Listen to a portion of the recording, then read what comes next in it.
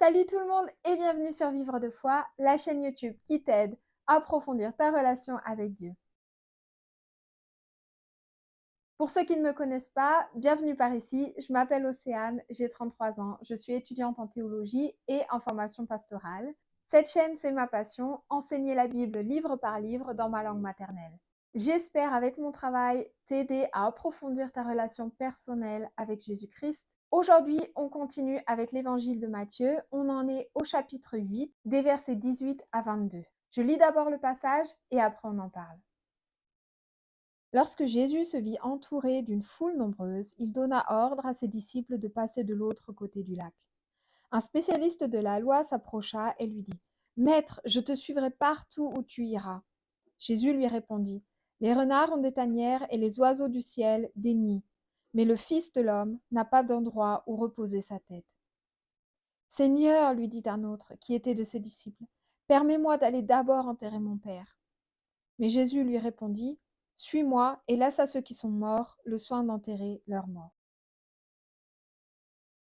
Alors, c'est un passage qui peut paraître un peu désarçonnant quand on ne comprend pas le contexte. C'est pourquoi je vais t'expliquer deux petites choses. Déjà, on va parler de la dernière phrase, c'est-à-dire quand Jésus y répond « laisse aux morts le soin d'enterrer leurs morts » et que ça semble être un peu radical comme affirmation, d'un air de dire « t'as pas le droit d'enterrer ton père ». Il y a des théologues qui partent du principe où le père était déjà décédé. Dans la culture juive de l'époque, il fallait attendre 1 an avant qu'il y ait la cérémonie de sépulture. Donc l'enterrement, comme nous on connaîtrait à notre époque, hein, on le fait à notre époque entre la première semaine ou la deuxième semaine du décès. À cette époque-là, il fallait attendre 1 an. Donc ce qui veut dire que si la situation était vraiment celle où le père était déjà mort, cela signifie que l'homme qui souhaite suivre Jésus lui dit entre guillemets : « Je souhaite te suivre, mais attends un peu, j'ai quelque chose d'important à faire. » Suivre Jésus, c'est la chose la plus importante. Et là, Jésus, quand il répond « laisse aux morts enterrer leurs morts », il parle des personnes qui sont mortes spirituellement et qui ont besoin de ce rituel, puisqu'elles se rattachent à des rituels et à des coutumes, plutôt que de croire qu'il y a un royaume de Dieu. Une personne qui croit à Jésus-Christ, elle a cette perspective de l'éternité. Elle n'a plus la même perspective sur la mort qu'une personne qui est, entre guillemets, morte spirituellement. Et c'est là ce que Jésus il dit, c'est que si il le suivait vraiment, il n'aurait pas besoin d'attendre 1 an pour faire toute cette cérémonie de sépulture, etc., avant de suivre Jésus. Ce qui se passait en fait au bout d'1 an, c'est qu'on prenait les ossements de la personne et on les mettait dans le caveau familial. C'était ça en fait la cérémonie. Et donc là, on revient au verset 20. Donc quand il y a un spécialiste de la loi qui demande à Jésus : « Seigneur, je te suivrai partout où tu vas », pourquoi Jésus lui répond par cette image ? Les conditions de vie de Jésus, il n'avait pas d'habitat, il n'avait pas de provision et il n'avait pas d'argent. Il allait où l'Esprit de Dieu le guidait et c'était les gens sur place qui lui proposaient le logis et qui le nourrissaient. C'était pas difficile puisque comme il faisait tellement de miracles, il guérissait les gens, etc., tout le monde voulait l'avoir chez lui. Donc c'était pas difficile pour lui de trouver un logement. Cela dit, ce qu'il veut dire par là, c'est qu'il se fie à l'Esprit de Dieu et qu'il fait confiance à Dieu et qu'il suit Dieu. Il a appelé ses premiers disciples. Donc on voit simplement dans ce passage que c'est Jésus qui fixe les conditions du discipulat. C'est lui qui fixe les conditions dans lesquelles il va être enseigné. Et c'est lui qui fixe qui va pouvoir le suivre.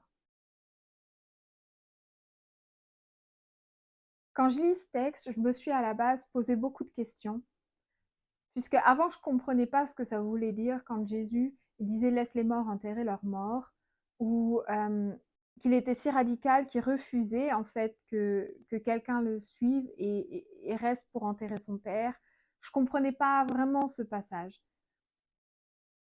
Maintenant que je connais mieux Jésus-Christ et que je connais mieux cette dynamique d'être disciple ou de discipulat, on va dire, et de suivre Jésus-Christ, je comprends mieux ce qu'il veut dire par là.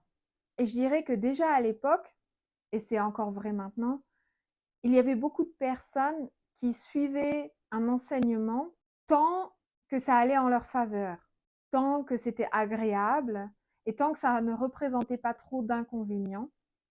Et c'était des personnes qui souhaitaient que l'enseignement il soit fait sous leurs propres conditions.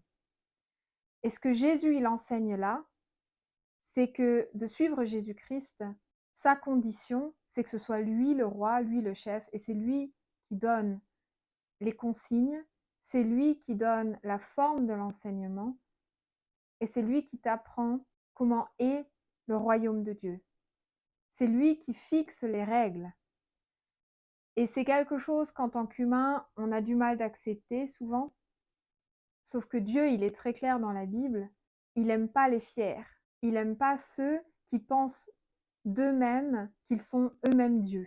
Et ce sont des propos très radicaux que Jésus, là, il tient dans ce passage, je trouve personnellement. Mais ça correspond à la mentalité de son enseignement, c'est-à-dire que tu aimes Dieu de tout ton cœur et que tu donnes tout pour Dieu.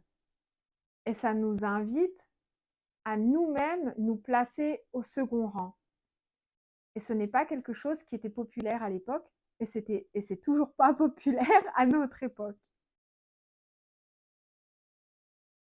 Pour ma vie quotidienne, c'est un passage qui me permet de me poser régulièrement la question: est-ce que je suis Jésus vraiment sous ces conditions?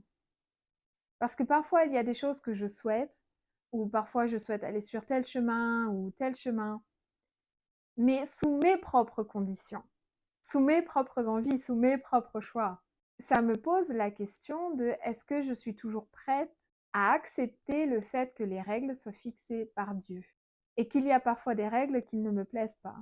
Mais est-ce que je suis prête à avoir l'humilité de suivre Dieu?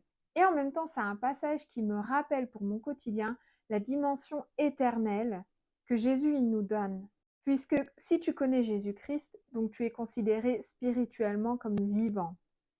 Donc tu as une vision différente de la mort. La mort, c'est pas la fin pour toi. Ceux qui connaissent Jésus-Christ, ils vont au royaume de Dieu. La mort, c'est pas la fin. Et donc ça me rappelle, là, quand je lis ce passage, et que Jésus, il dit: laisse aux morts spirituels le soin d'enterrer leurs morts, ça me rappelle que pour moi, il y a quand même une dimension d'espoir quand je suis face, par exemple, à un décès d'une personne qui connaissait Dieu. Allez, on termine cette vidéo avec la prière. Seigneur, en le nom de Jésus-Christ, je te remercie pour ce passage. Jésus, je te remercie d'avoir été si clair dans le choix de tes disciples et de nous permettre, à l'heure actuelle, de pouvoir te suivre quand on te connaît.